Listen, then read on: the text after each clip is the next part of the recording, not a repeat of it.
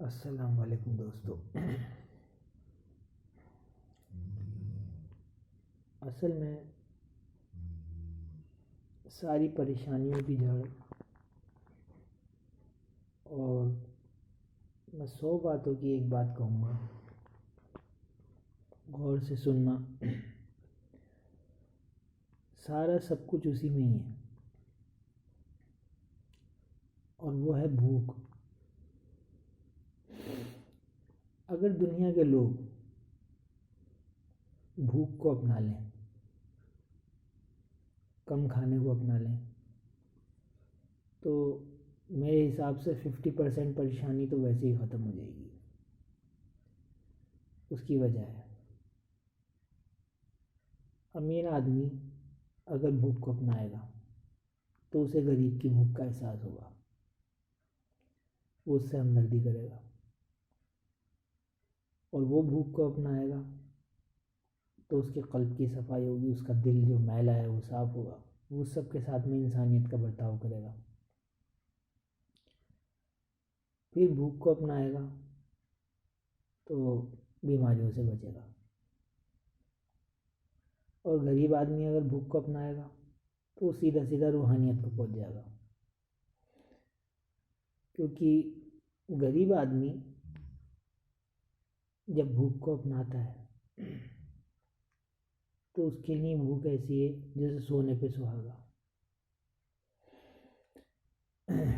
एक बुज़ुर्ग ने एक मिसाल फरमाई इसी फ़कीरी के बारे में, इसी भूख के बारे में, कि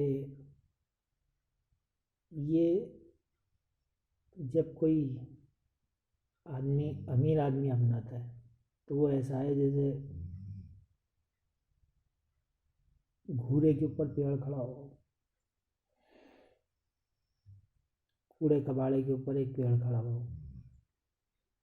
और जब गरीब आदमी इसे अपनाता है भूख को, तो वो ऐसा है जैसे खूबसूरत औरत के गले में हार। तो बात ये है कि अमीर आदमी और गरीब आदमी भूख को अपनाते हैं, मगर गरीब आदमी के लिए तो ये बहुत ही फ़ायदेमंद चीज़ है। मगर अमीर आदमी भी इसे अगर अपनाता है तो उस दर्जे पे ना पहुँचे, लेकिन फिर भी उससे जो भी काम होंगे फ़ायदे के ही होंगे। उसके अपने फ़ायदे में, उसका अपना भी इसके अंदर फ़ायदा है, तरह तरह की बीमारियों से बचेगा।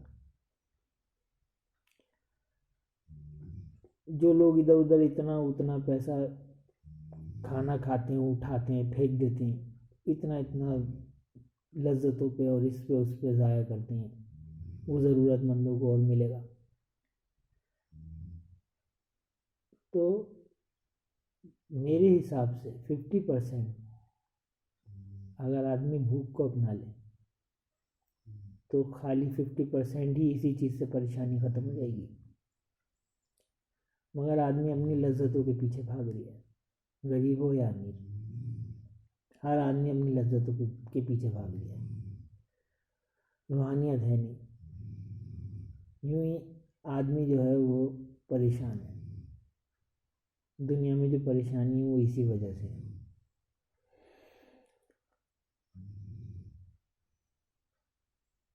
गरीब आदमी को चाहिए कि वो अपनी जो है इस्लाम की इस नेमत का, इस रूहानियत का जो है फ़ायदा उठाए, क्योंकि वो गरीब है। अमीर आदमी को चाहिए कि वो भी इसी नक्शे कदम पे चले। अगर वो उस मुकाम पे ना भी पहुंचा तो भी उसके लिए फ़ायदेमंद है।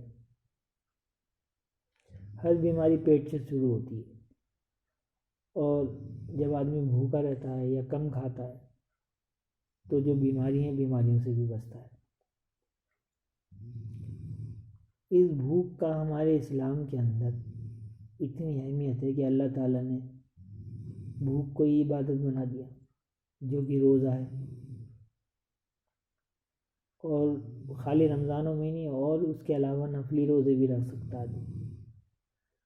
तो इसी वजह से कि ये भूख में जो है इंसान, भूख जो है वो इंसान के फ़ायदे की चीज़ है।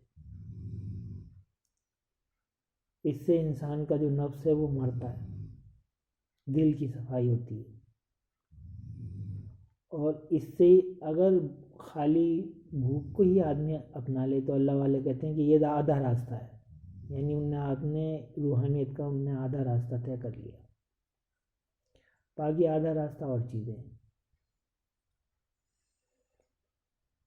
तो इसी वजह से भूख जो है हमारी ज़िंदगी में बहुत फ़ायदेमंद है। हमारे नबी ने कभी भर पेट खाना नहीं खाया सल्लल्लाहु अलैहि वसल्लम। उसके अलावा और अम्बिया जो हैं उन्होंने भी फाका कशी करी है, फ़कीरों ने भी फाका कशी करी है। तो आज हमारे ज़माने में हर चीज़ की अफराद है, लजीज से लजीज चीज़, लजीज से लजीज खाने। तो ये सब चीज़ें जो हैं इंसान की ख्वाहिशातें बढ़ा रही हैं। अब खाने से भी ऊपर और चीज़ें आ गई हैं, एडवांस चीज़ें, तो वो भी चाहिए, ख्वाहिशातें बढ़ रही हैं। कार, कलर टीवी, फलाना ढिमाका, ये वो सारी तरह की लग्जरी चीज़ें देख देख के आदमी हिरस रहा है, मुझे ये भी मिल जाए, मुझे वो भी मिल जाए, मुझे वो भी मिल जाए। इस तीन चीज़ों में आदमी अपनी ज़िंदगी को ख़त्म कर रहा है और वो अपना असली मकसद भूल गया। असली मकसद जो है इंसान का रूहानियत है, और रूहानियत जो है वो भूख से शुरू होती है। भूख जो है वो बहुत इंसान के लिए अफजल है। हकीमों ने भी, डॉक्टरों ने भी इसको फ़ायदेमंद बताया। भूखा रहना जो है वो हर लिहाज से बेहतर है। आदमी खाए से नहीं मरता, नहीं खाए से नहीं मरता, खाए से मर जाता है। खाना जहर बन जाता है, नहीं खाओगे तो कुछ नुकसान नहीं है। तो इसी तरीके से इंसान की ज़िंदगी में भूख की बहुत वैल्यू है। इंसान को जो है कम खाना चाहिए। अब जैसे कि ये नहीं कहता मैं कम खाए अब उबला टुबला खाने लगे, ये नहीं। अच्छी चीज़ खाओ, अच्छा खाना खाओ, अच्छी ग़िज़ा खाओ, मगर इतना खाओ कि भूख बाकी रह जाए। बिल्कुल भरपेट मत खाओ, या फिर रोज़े रखो अगर रोज़ों की ताकत है, रोज़ों का हिसाब है तो। रूहानी मकाम तक वैसे तो इंसान जो सही तरीके से पहुंचता है तो वो भूख से ही, रोज़ों से ही पहुंचता है। जैसे रोज़े रखे जाते हैं या भूखा रहता है, जितना ज़्यादा भूखा रहेगा, जितना ज़्यादा भूखा रहेगा उतनी रूहानियत उसमें कायम होगी, उसका अंदर से कल्ब साफ होगा और वो रूहानी तरक्की करेगा। कम खाएगा तो कम भी सोएगा, ज़्यादा नींद नहीं आएगी। ज़्यादा नींद जो है ज़्यादा भरपेट खाने से आती है। कम सोने से भी रूहानियत पैदा होती है, रूहानी बेदारी मैसर होती है। भूखा रहने से इंसान के अंदर कल्ब की सफाई होती है, जिस्म में रूहानियत रहती है। और खाएगा पिएगा, अपनी ज़िंदगी को खाने पीने में लगा देगा।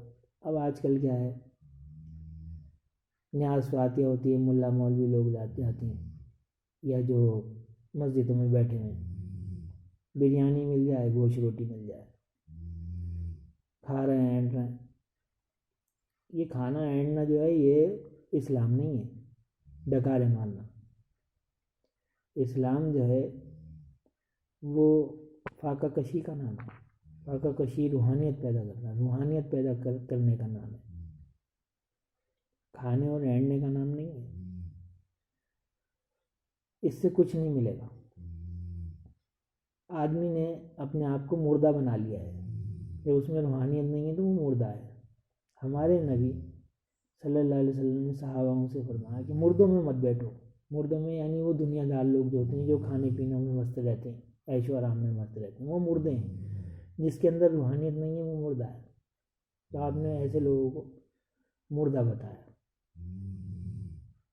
अपने अंदर रूहानियत कायम करनी चाहिए इंसान को, इसी से मजबूती आती है, इसी से पायदारी आती है। एक बात और, कम खाने से कम इंसान को सुस्ती नहीं चढ़ती, कम सुस्ती रहती है। और अकल जो है वो रोशन रहती है। भूख में अकल कम खा जो आदमी खाता है उसकी अकल रोशन रहती है।